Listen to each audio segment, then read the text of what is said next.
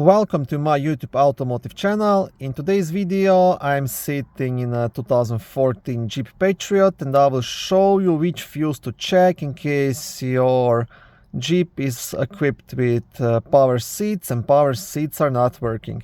This video will apply to Jeep Patriots made from 2007 all the way up to 2017. Power seats fuse is located in the main fuse box, which is under the front hood on the driver's side. Very easy accessible, it's right here. Now to remove the cover, you will have two black tabs. You want to press them at the same time and lift up. And on the back side of the cover, you will also have a small fuse diagram.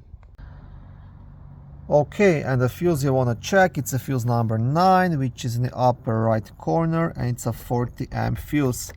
Now, if this fuse is good, then you'll have to dig a bit deeper and start looking towards the power seat switch, possible wiring issue, or motor, power seats motor.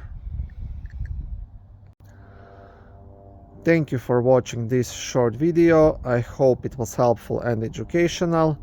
If it was, please like it and consider subscribing to my YouTube automotive channel.